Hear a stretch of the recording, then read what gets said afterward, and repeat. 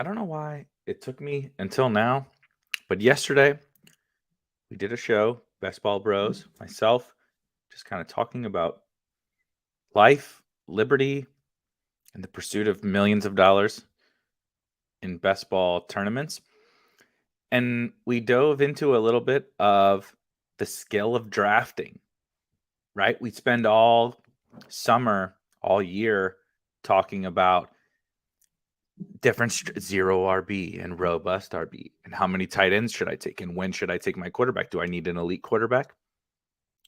All those different things. We never talk about the skill of planning out your draft, being on the clock on a 30-second, pick timer and all those different things.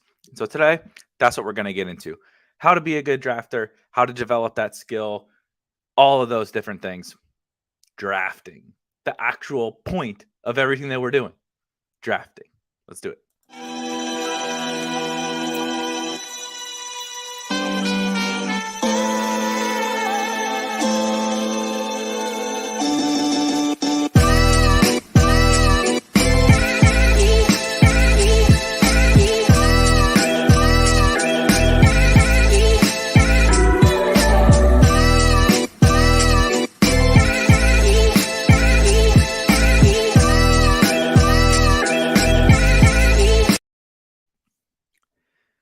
Shout out Tony, handling the phrase that shall not be named. That's what we're gonna call it. This phrase is the Voldemort of this channel.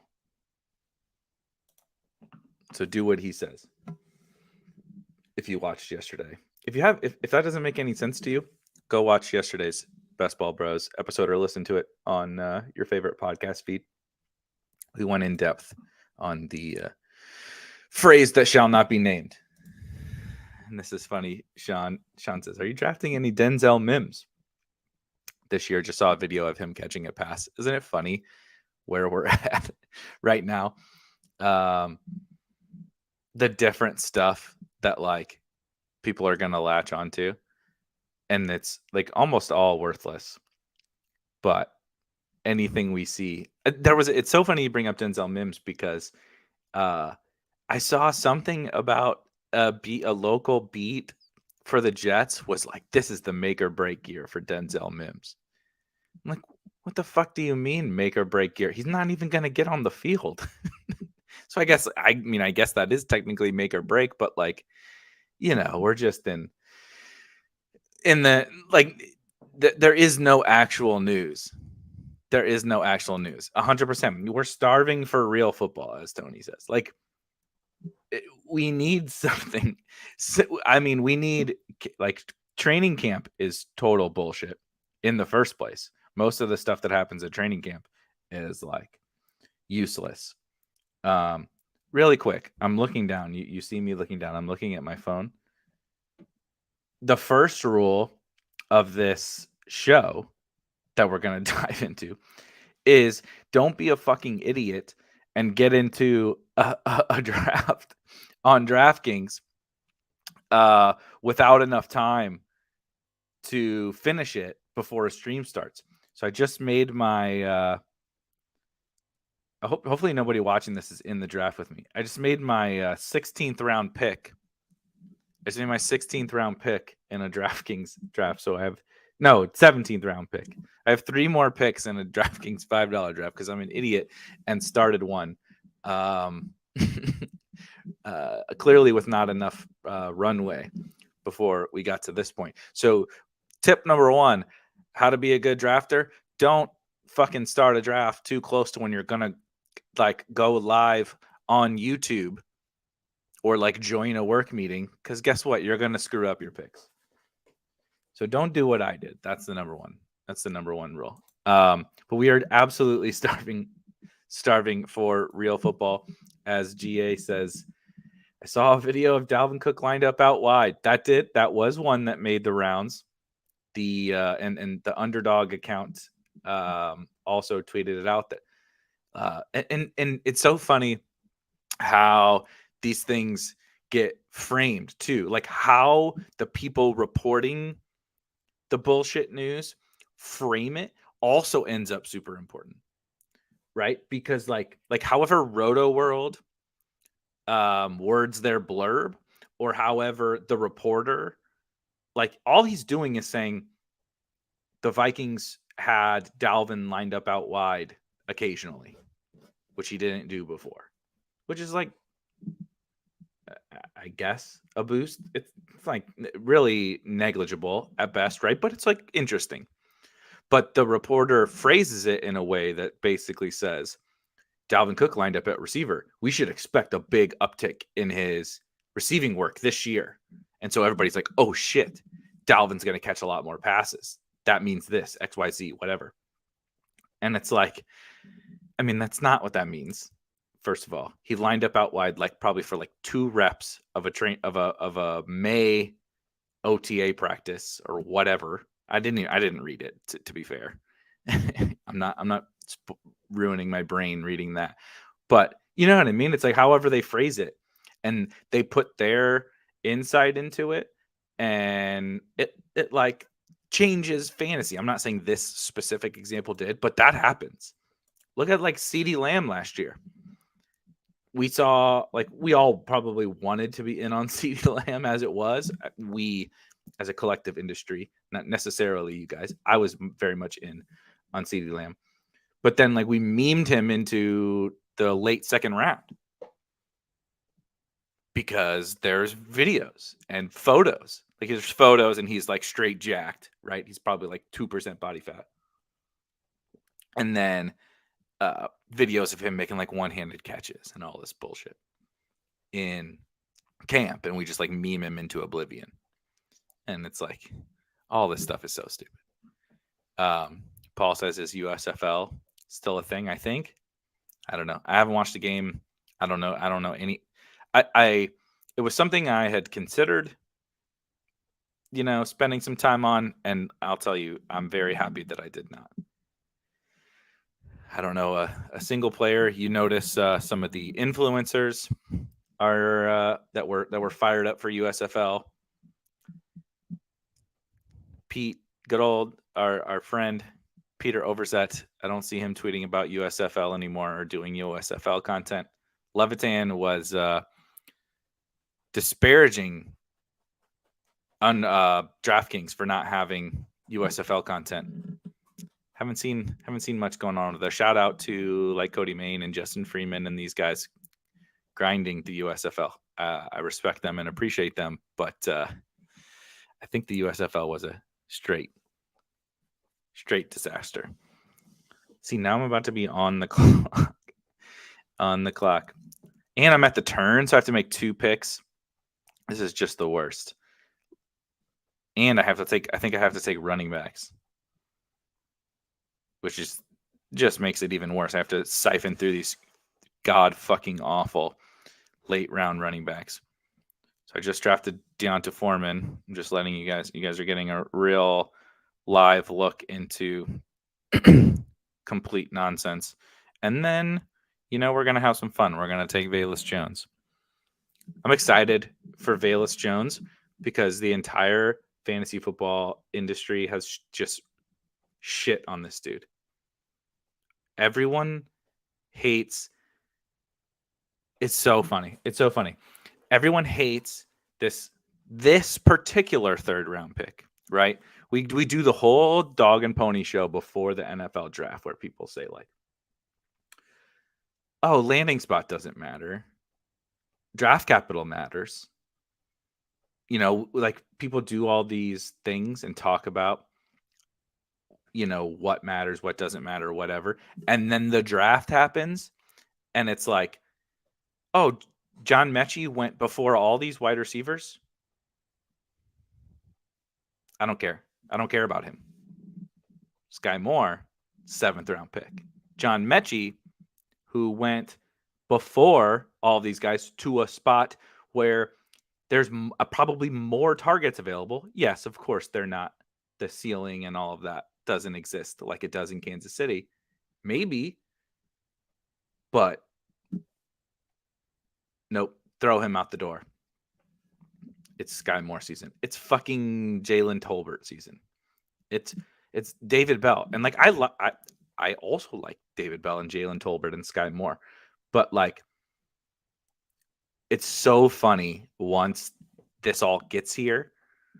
Like, oh, the opportunity matters for this person, but it doesn't matter. Doesn't matter for John Mechie, and it doesn't matter for Velus Jones because we don't like those. We didn't like those prospects, and they got the draft capital, particularly Mechie. Jahan Dotson. Nope, don't like it. Don't care. Landing spot is everything for Jahan Dotson. Couldn't possibly be Justin Jefferson 2.0, who we didn't like the landing spot for. We didn't, and had a clear path to the wide receiver 2 on a team. Quarterback we're not excited about. Nope, fuck that guy. So I'm excited for these dudes. I'm going to be drafting give me all the rookie wide receivers that everybody hates. I would bet on one of them being way, way, way better than expected. So drafting. Now that I've wasted 10 minutes of your time. So if you, at the top, I talked about the episode yesterday, the show yesterday, Best Ball Bros, every Wednesday at this time. If you haven't watched those, I do highly recommend them. It's my kind of favorite show of the week to do, and it's been up until this point me just interviewing different influencers, if you will, from across the fantasy football landscape.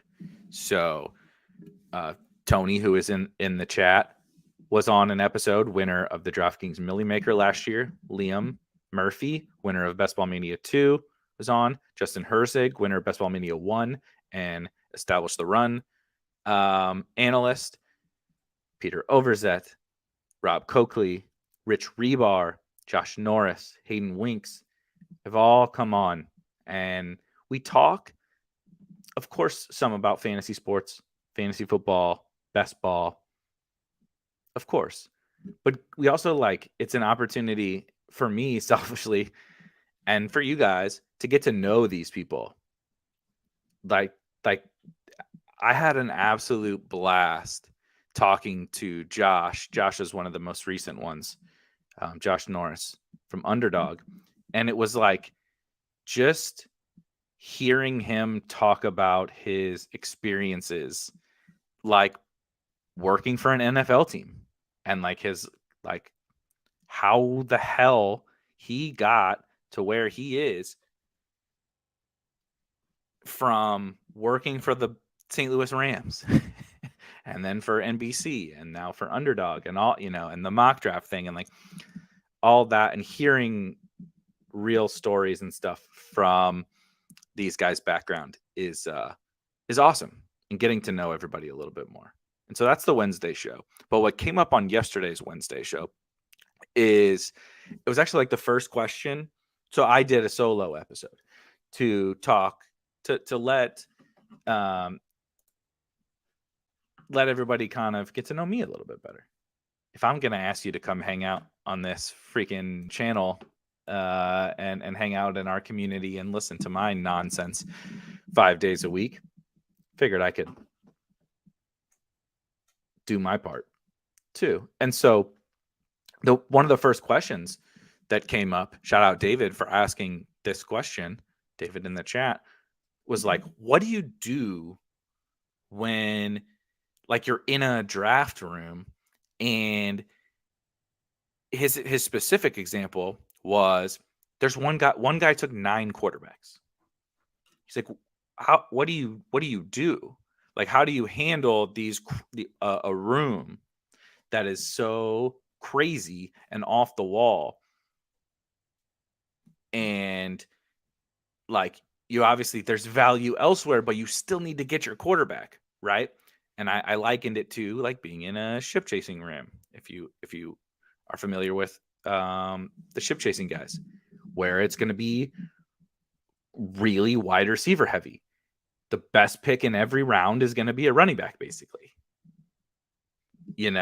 And so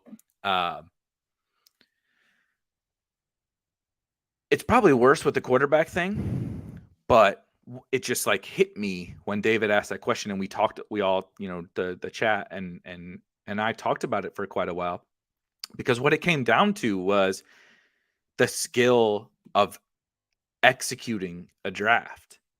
And it was like, why the fuck don't we ever talk about that part of it? Ever.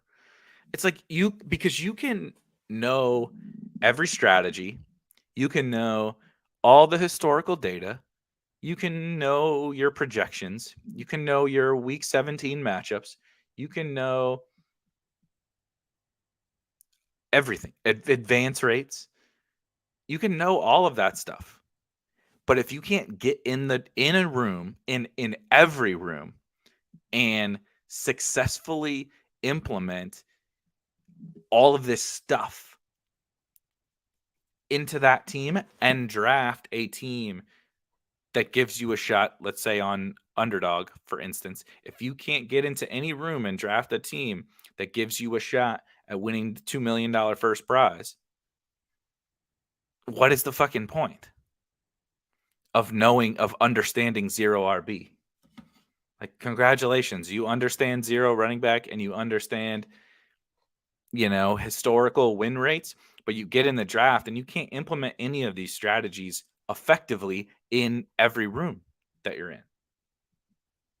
Right? You got all the week 17 matchups memorized, but you're not good at putting them together in the draft. So who cares? It's the number one most important skill that we can have. And so first is, I think, like, how do you even develop that skill? And the first thing for me is very clear and obvious, and it's just practice. Like, honestly, if I go, look at that. Look at this, Kyle. Shout out to Kyle. Fucking nailed it. Literally, your comment came in right as the words are coming out of my mouth. So shout out to Kyle. But Kyle says, the best way to learn is to just draft a shit ton of teams. And I totally agree. I couldn't agree more. Why draft like these pre NFL draft teams? Why draft at the beginning of May? Right? Even if you believe, there's data out there, right, that's like, oh, the best time to draft is close to the season and blah, blah, blah, which, whatever, that's fine. I don't really have any argument if you believe that drafting late is the best time to do it. But there is a natural attrition to your teams once you start drafting, because your first team or first X amount of teams, it's like anything in life, right? Like, when I started doing this crazy best ball content, the very first show I did was this Spike Week stuff. Spike Week did not exist. I just started doing streams underneath the Roto Grinders, right? So I work for Roto Grinders. Roto Grinders is a part of a part of Better Collective, who's my employer. Spike Week is a part of Better Collective.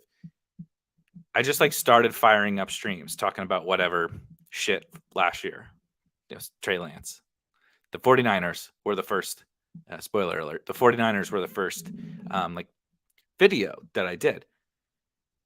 And first of all, I don't think I'm good at this now, period. Anyway, but I was really fucking bad before.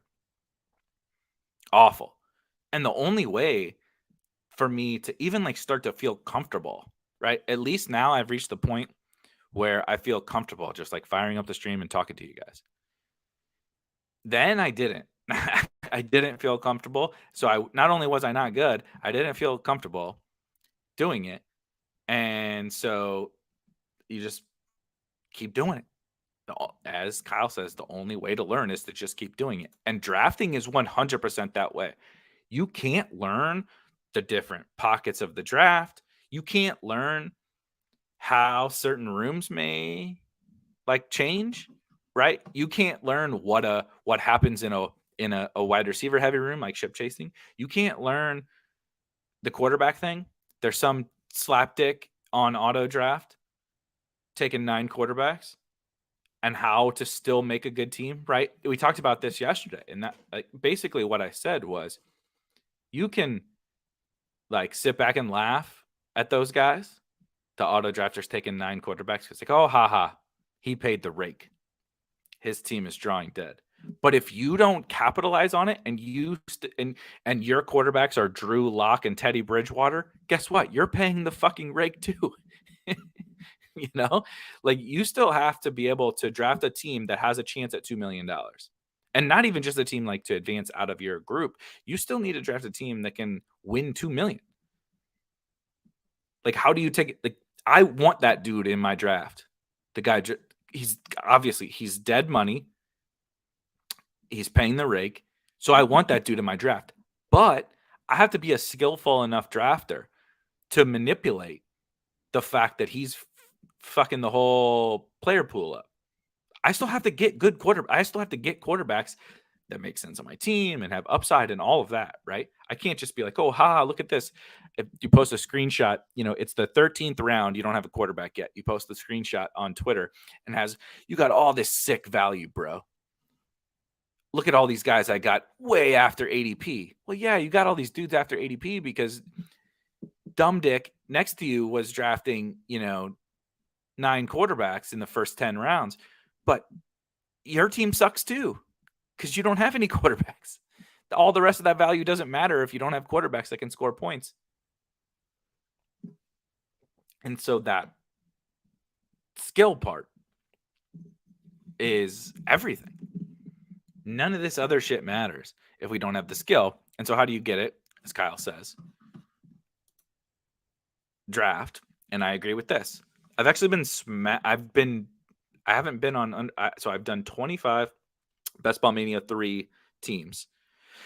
I had fully expected to have done more of those teams by now, but DraftKings launched, all their contests, but they launched this $5 Millie Maker. And it's like the perfect contest to just hone your skills. And it kind of the second step to this is you need to draft to develop the ability to draft. Right? Practice makes perfect. But the process of doing the drafts, so like I created rankings on spikeweek.com, shameless plug. I have Underdog rankings, I have DraftKings rankings, I have Drafters rankings, all up there. I have top 250 overall for all of them and positional rankings that are tiered, right?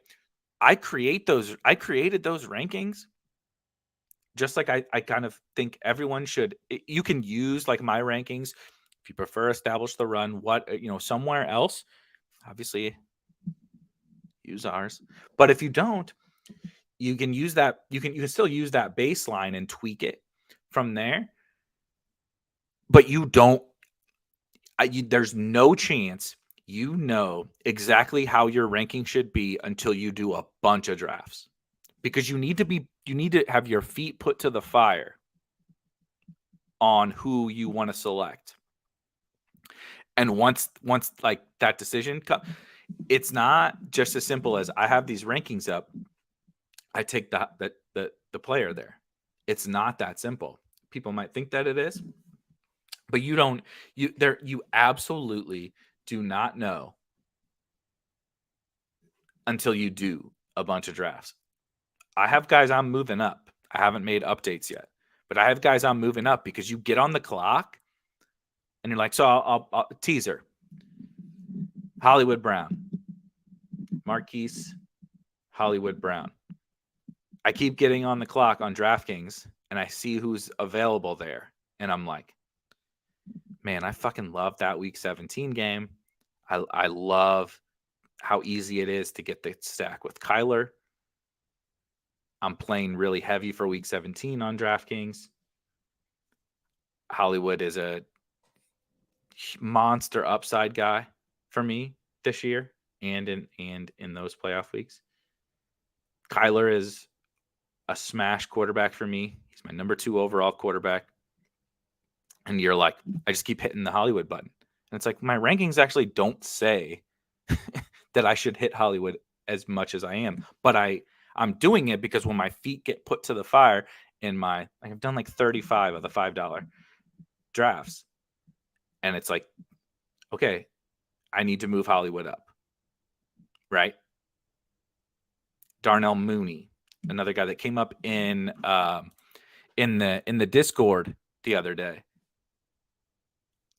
I see the Lions matchup in week 17 at a very, very cheap price on DraftKings, and I keep clicking that button. And I'm like, I keep clicking him. The rankings just say, yeah, like he's fine. He makes sense, but it's not like, oh yeah. So like Miles Sanders was a guy who, his ADP has started to get more efficient. But when we first started drafts, it was like, okay, my rankings have Miles Sanders like 50, 60 picks higher than his ADP. Now that has changed a little bit. It's not like that scenario with, say, a Hollywood or a Darnell Mooney, but I've learned this through drafting. So I don't even think that people know like who they like. Right? That's the thing. Like, oh, what players are you on? Who do you like? You may come into the drafts with a very different. Maybe I like Juju and I like Schultz and I like Deshaun Watson. And then you get into the drafts and you finish 10, 15 drafts and you really don't have very much of those guys at all. So like, do you really actually like them? Or did you set out thinking you were going to like them? And then once the drafts played out, you end up, so on them. Well, now it's time to adjust the rankings. Those are the only way you figure that shit out is doing the draft. So that's 100% the first thing. Shout out Kyle. Quick interlude. Vamo a la best ball. I took Spanish for 4 years in high school. Crushed it. A's every time. And don't remember a word. Literally not a single, like, I barely know any words in Spanish. I certainly cannot speak it. I cannot write it. And then, so I went to an NAIA school here local to me called McKendree University because I was playing football. And then it was probably going to be till my senior year before I got onto the field. Like I was playing JV, I was dressing and stuff, but I wasn't ever going to get on the field for the varsity. Like I said, until probably my senior year. And so I left after my sophomore year because I wanted to fucking play. Because the point of playing college football, like, and obviously I'm playing in NAIA football. I wasn't going to the NFL. So I wanted to get on the field. So I transferred to a school called Illinois College, really fucking profound name, and D3 school. And when I transferred there, I took 4 years of Spanish in high school because I didn't want to freaking take it in college. That was the point. I'm going to waste my time. I wasn't the most engaged student ever. I'm going to waste my time and push through these high school classes because then I won't have to take the foreign language in college. That worked my freshman and sophomore year at the school I was at. And then I transferred, and it is mandatory at the school I'm at as a junior, Illinois College, and had to take 2 semesters of Spanish. So take it again. Did so well actually that the final, is like, I don't know how it was for you guys. Assuming some of you guys took Spanish or a foreign language. The final was to go in and just have a conversation in Spanish with the professor.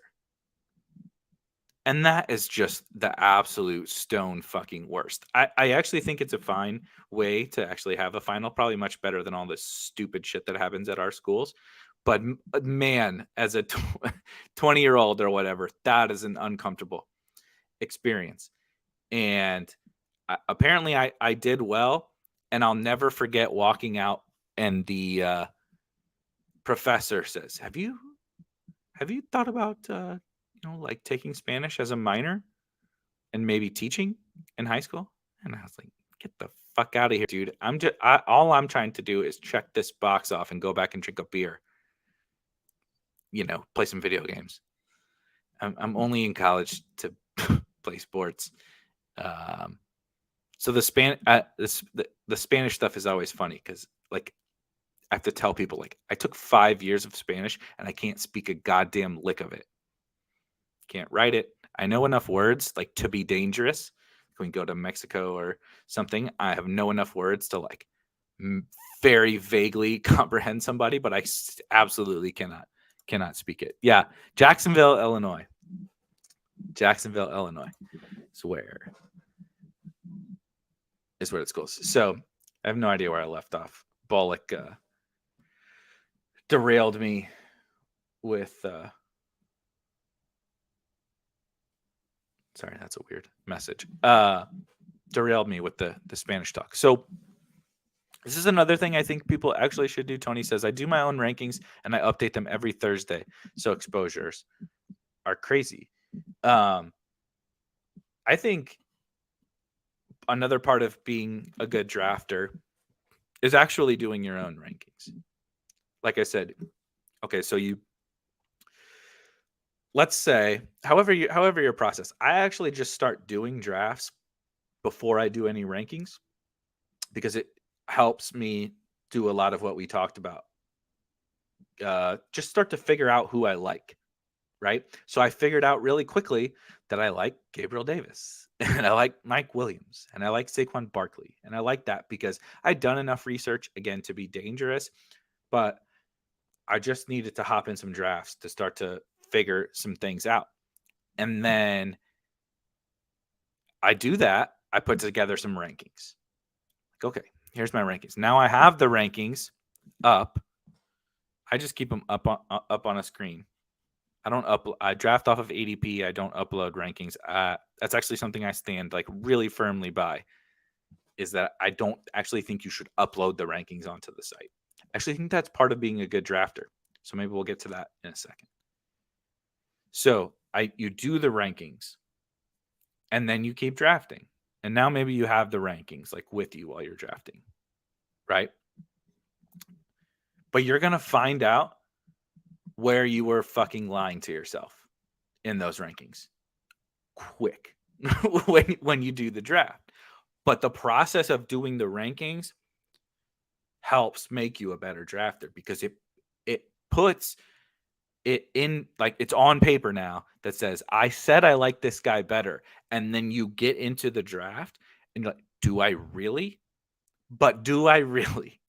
Right? So like there's a tier of wide receiver. I don't remember this specific ADP, but it's in the range of some of the guys I've already mentioned, right? You get Hollywood and you get Gabe Davis and you get Mike Williams and then you get Michael Thomas and you get, some guys I'm not really drafting. You get those other guys and it's like, okay, you have to factor in ADP on your rankings and all of that and whatever, hedge. Everybody's fucking hedging all the time in rankings and stuff. And you put the rankings together and then you have them up there. And the top player on left on your rankings is, right? So I'm not really drafting Michael Thomas. So I'm using him as an example. He's the top guy on my rankings left in a draft. And I don't take him. Right? And so it's like, well, fuck. Why is he the top? Why do I probably need or want a wide receiver at that point, and I don't take him. So like you have to learn to like know yourself and figure that whole process out. And the only way to do it is by drafting. Yeah, Tom says nothing can make you angry like your own rankings. That is so spot on. Like seriously. So I haven't updated. I'm gonna be updating all of the Spike Week rankings in fairly short time, but I wanted to kind of let all these first X amount of drafts like kind of percolate, if you will. Like the rankings are not what I would draft off of now that are up on the site, but I want to make sure that I'm doing, my due diligence, if you will, on all these drafts. And like I said, I'm about 35 in on DraftKings and about 25 in on Underdog, and I think 10 in on Drafters. And so I'm closer to a point where I feel like I do know kind of how I would rank players. But again, fuck hedging. I agree. You have 620% Najee. Oh, 62. 62% Najee. We do appreciate you winning $1 million last year and donating it all back this year by going all in on Najee. That's a good ambassador for the community. Wins $1 million and is going to dump thousands and thousands of dollars back into the market for all of us, knowing he's drafting a fucking shitty running back on 62% of his teams in the first round. That's awesome.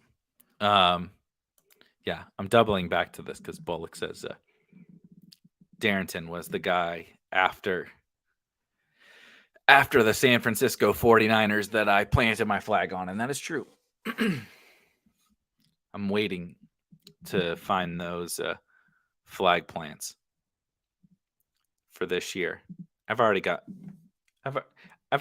a few guys in mind, but I mean, it's mid-May, and we don't need to go too crazy with our Darrington level flag plants. So developing our drafting skill, we just need to start drafting because there's natural attrition in what you do. Let's say you do 150 Best Ball Mania drafts. You're going to make mistakes. No one is perfect. There's going to be teams you fuck up in there that are probably minus EV. You do run into that 9 quarterback room and you screw it up. So you've drafted a dead team. Or, you just make mistakes along the way. It happens. I draft half my teams like walking my dogs or cooking dinner or working and like writing an article or like, doing different stuff. And sometimes you just screw it up. It happens. There's natural attrition. No one drafts 150 good teams into the tournament. Anyone that tells you they do is full of shit. So you have attrition at the start where you're not a good drafter yet. And then you have attrition throughout the entire tournament where life gets in the way, or you just make a wrong decision, or it times out, or your internet goes out, right? You have Pat Carrain internet, and you probably time out 3 times in every draft because the internet is so shitty, right? I mean, my internet isn't that good either. But Jesus Christ, Pat. If your internet is worse than mine, that's bad. So you're going to have natural attrition. And so you better develop that skill in the best way possible. As I think it was Kyle said, like the $5 drafts are awesome for this. That's why, like I said, if I were going to try to get better as a drafter, I would just be smashing this DraftKings $5 contest. And honestly, that's what I've been doing. I haven't been drafting that much on Underdog. Actually, haven't been drafting on Drafters because I'm just trying to develop my ability to. Now, ADPs are obviously different from site to site. You'll still have to be able to, manipulate the Underdog environment and the Drafters environment and the FFPC environment.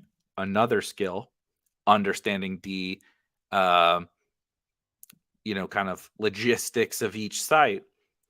But this DraftKings $5 has been the perfect thing for me, I think. And like, honestly, the perfect thing for the industry, for everybody to like learn how to attack this year of 2022. And that's what I've been doing. And so, like I said, 2 weeks ago, I probably wouldn't have told you I was this high on Hollywood or Darnell Mooney or whoever.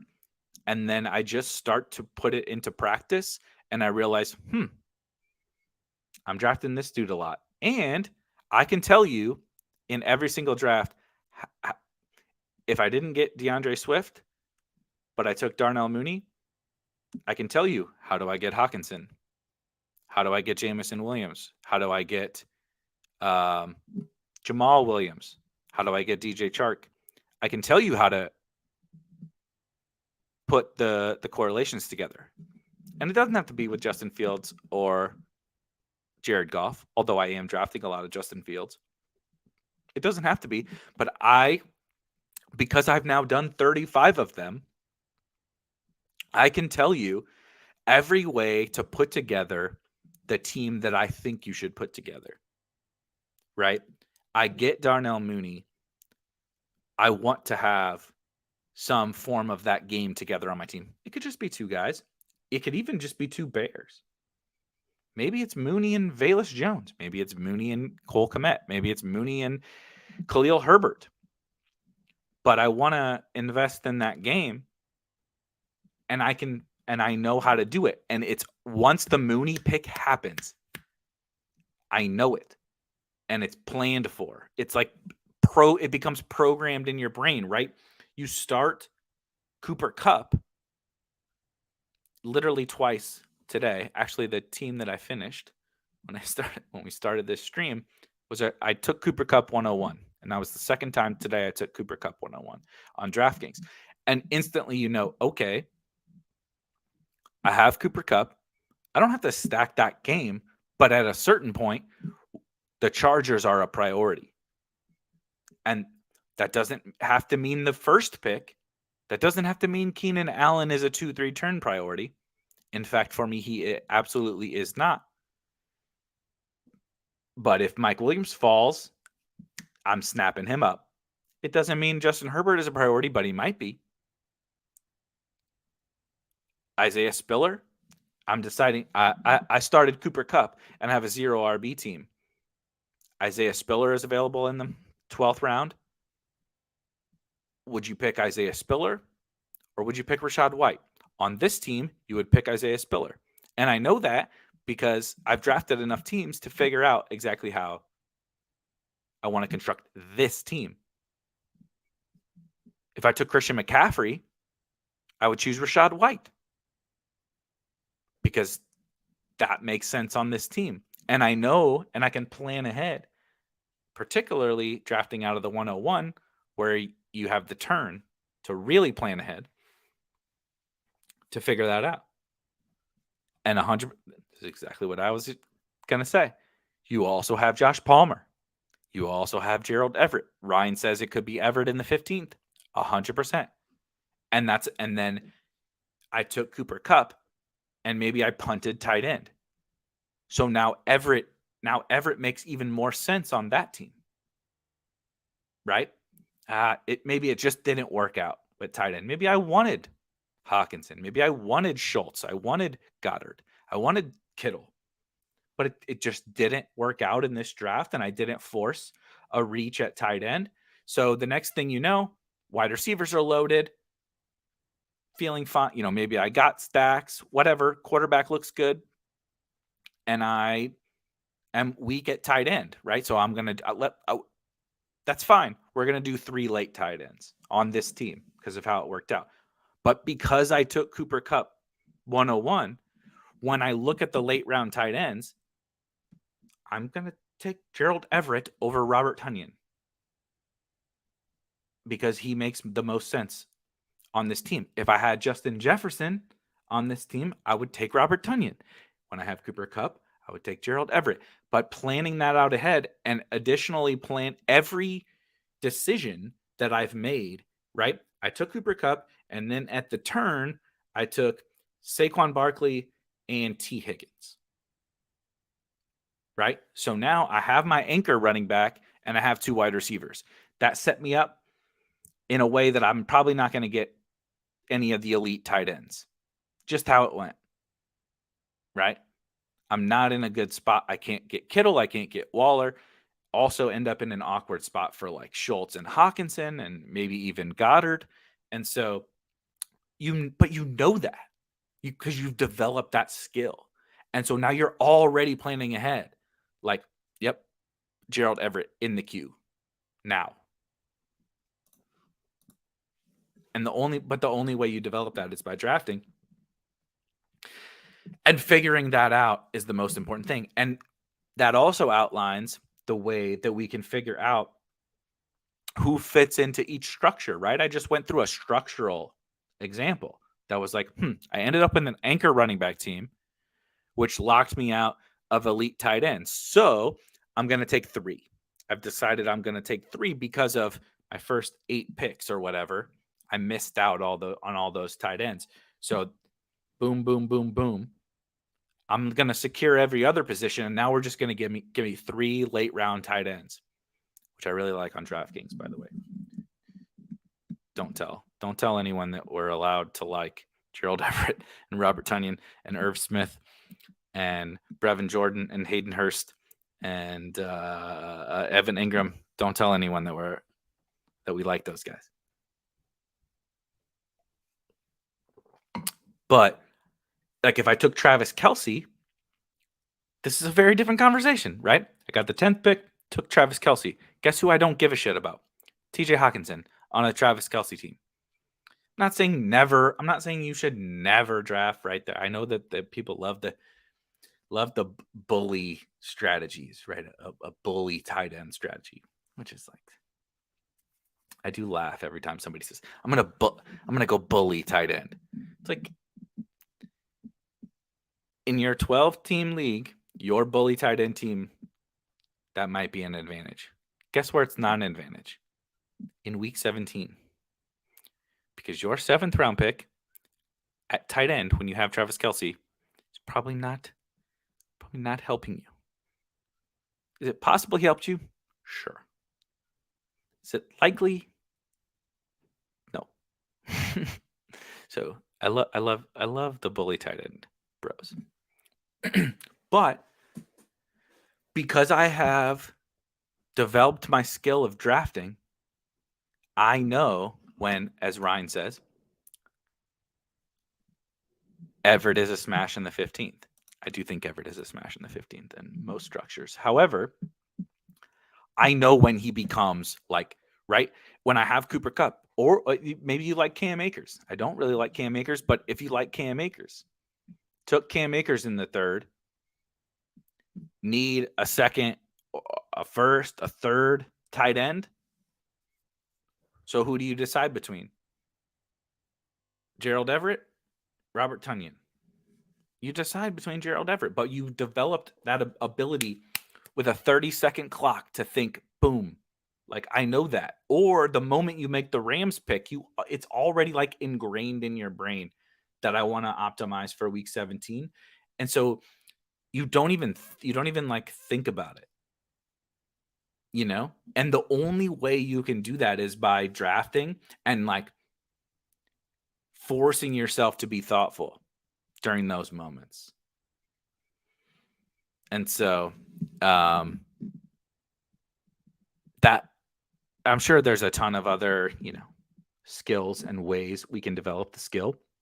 But I think I really do think that this is, if I were to like outline an edge, the edge, it's not strategy. It's definitely not structure. It's definitely not any specific player take. It is every room I get into, I draft a team that is live to win $2 million.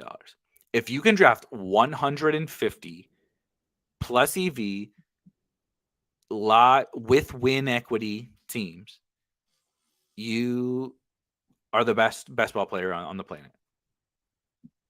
Better than Liam, better than me.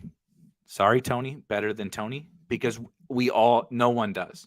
But that's the goal. That's the goal. And we all have different definitions of what that means, right? I'm outlining some of this. Maybe you don't believe in the week 17 stuff. I believe really passionately, actually, that the week 17 stuff is an edge. Maybe you don't, and it's something else. Maybe it's week 16, or maybe it's just team stacking type stuff. You think I got Cooper Kupp, so now my biggest edge is my bet on the Rams. I think that's fine too. I don't, we can disagree on the specifics, but whatever your thing is, because there's obviously multiple. Because if I start a 0 RB team, I need to know. I need to know in the 9th, 10th, 11th, 12th, 13th round who's going to be there for me. And then not only who is going to be there for me, who makes the most sense on that team. People talk about who makes the most sense for a 0 RB team. They don't ever talk about who makes the most sense for that 0 RB team. That was the biggest advantage. Peter Overzet and I drafted a team. You're going to hear more about this, and you guys are going to fucking deal with it. But top 10, we finished top 10 in Best Ball Mania last year with a 0 RB team. Our first running back pick was actually Raheem Mostert, which is really funny. We literally had 0 RBs through 8 rounds because our first running back came in the 8th round and he got hurt in the first quarter of the season. But we actually, on a stream, outlined this drafting and decision-making process. We came to a 10th or 11th round pick, and there were multiple 0 RB targets there. We said, which running back? We know a running back makes the most sense for us here. So we were skillful enough to figure out that we needed a running back, which is shocker. You drafted a 0 RB team. You only have one running back in the 11th round. Probably a good spot for a running back. But we were trying to decide between players, and we actually specifically outlined this, and it was James Conner versus somebody. And on that team, we had a Dak Prescott, CeeDee Lamb, and Pollard, actually. We had drafted Pollard, so maybe this was our third running back. Anyway, we had a Dak Prescott, CeeDee Lamb stack. And so if you're deciding between James Conner and Melvin Gordon,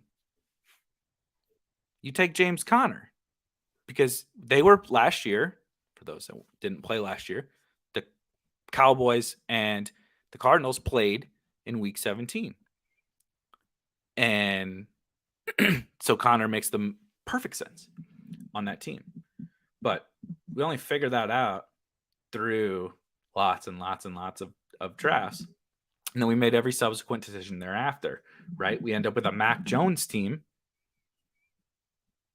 And we draft Hunter Henry. I think we took Henry first. We had Kyle Pitts as our tight end 1. We took Hunter Henry as our tight end 2. And then quarterback, we kind of ran out of quarterback 2, but that's fine. Look, we already have Hunter Henry. Guess what? We take Mac Jones. Now we have another stack on our hands, which very ironically, we used Mac Jones' score in week 17 over Dak Prescott in this game we were excited about, Cardinals, Cowboys. But then we get to week 18. Then we get to round 18, and we're figuring out our last pick, right? And everybody, there's so much. Here's another draft skill. Everybody loves to say, they're just 17th and 18th round picks. They all bust. Your hit rate is so low. So who cares? That is bullshit. Total bullshit. That is both factual and bullshit. Those picks are some of the most important that you make in the entire draft, maybe the most important. Because they all miss so much, when you hit, the payoff is the payoffs are outsized when you hit on those picks. So you need to be good at making those picks. And it's not good in terms of, I like this player better, Darrington Evans. You need to be good within that draft, your draft skill, in identifying which late round players make the most sense on your team, given your structure, given your strategy, given the stacks you have, given your positional strengths and weaknesses. Who is the right fit on that team? And on that team that Peter and I drafted, and we got to the 18th round, and we had a 0 RB team, and we had a Patriots stack. And so at that time, Sony Michel was still on the Patriots, but we outlined during that show that A, we need we're weak at running back. B, we've made a bet on the Patriots. C, Sony Michel helps with the bet on the Patriots, but he also has contingent value getting traded somewhere else because there was trade speculation on Sony Michel at that point. And if we really want to go down the next rabbit hole, is he wasn't getting drafted at that point in time.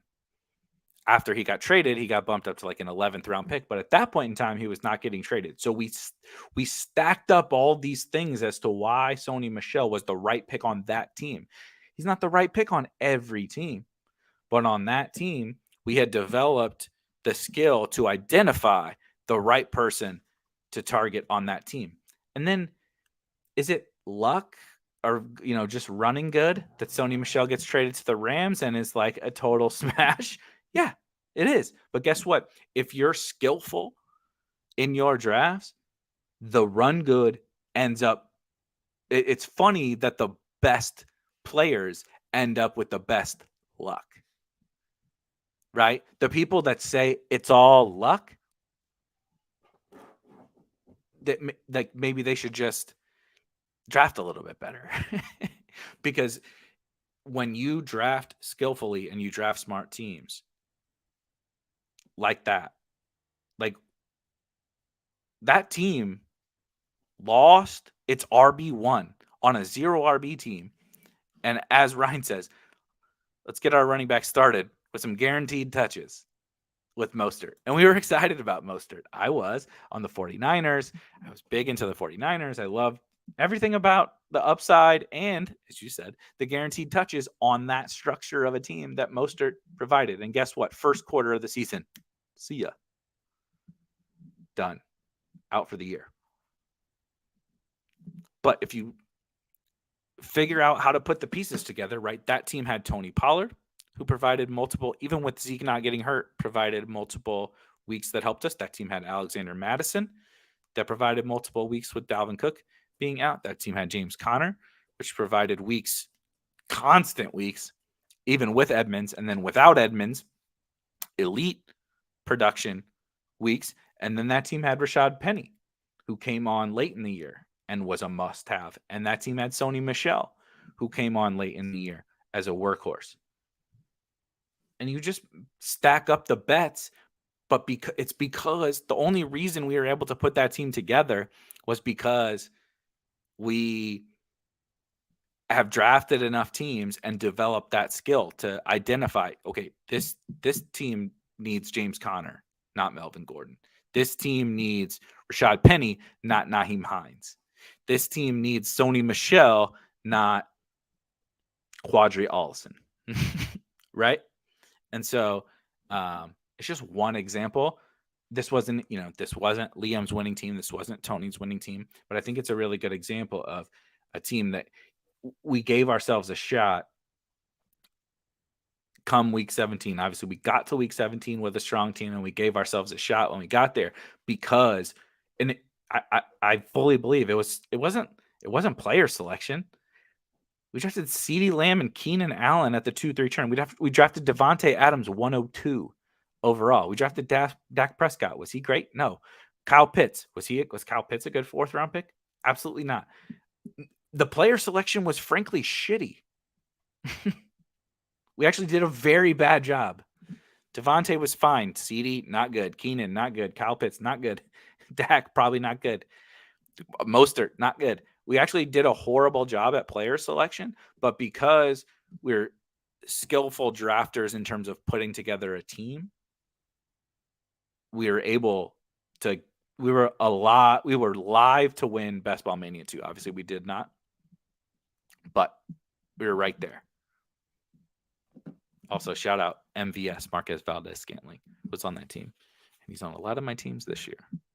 So, last thing, we'll just touch on super briefly. Ryan says, no team needs Quadri-Allison. 100 emoji reply to that. The only other thing, I think, there's certainly tons of other, this conversation will come up plenty throughout the offseason, but I just wanted to highlight it a little bit today. And there's certainly plenty of things that I did not cover. So if you're watching and you have maybe some ideas about some different things, drop those in the comments. Because I would love to hear other people's kind of maybe some micro strategies for being a good drafter. The only other thing to wrap up that I will say is the different sites. Actually, GA, I'm going to hit GA's point. But without Dak, do you get Pollard and Connor? Bingo. God damn it. Put that in the fucking Louvre. Exactly. We took Dak. Was Dak the best 7th round pick or whatever we took him? I think we took him at like the 6-7 turn. Was Dak the best early 7th round pick? Fuck no. But because we took Dak, we got Pollard and Connor. Connor specifically, league winner. And the only reason that happened is because we were able to smartly construct a team. Not that, right? Like you said, without Dak, do we take Connor? Maybe, but maybe not. Right? If we don't take CD, if we don't take a player that was wrong, CD, we don't end up with Dak, and in turn we don't end up with Connor, right? So it's just funny how that works, where everybody spends all year, I do too, talking about specific players, strategies, and all of that, when all it really comes down to is drafting a smart team. Knowing how to get into any room and draft a team that gives you first place equity.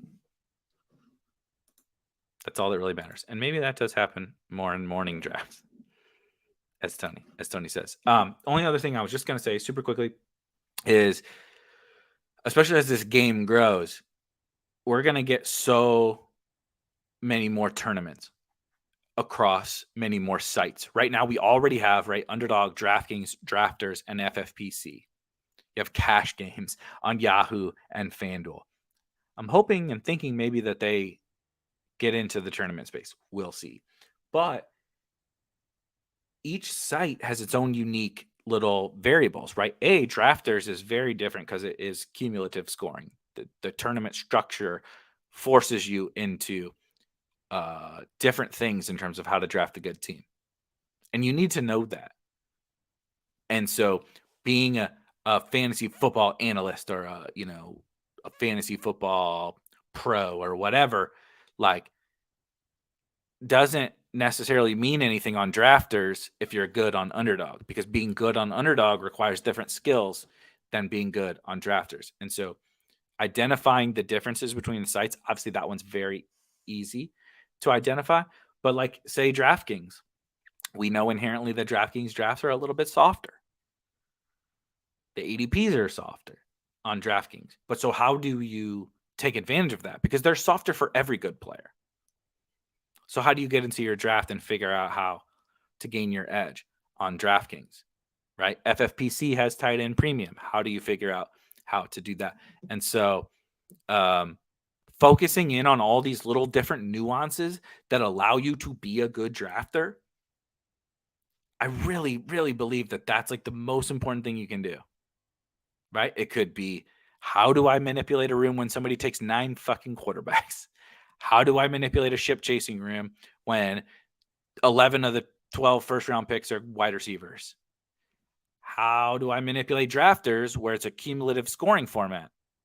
and maybe people are still drafting like it's Underdog and it's full PPR. How do I do DraftKings where it's full PPR playoff format with bonuses and awful ADPs? Developing all of those skills is what will take you to the promised land. And like zero RB versus robust RB versus all that is, you need to know those things.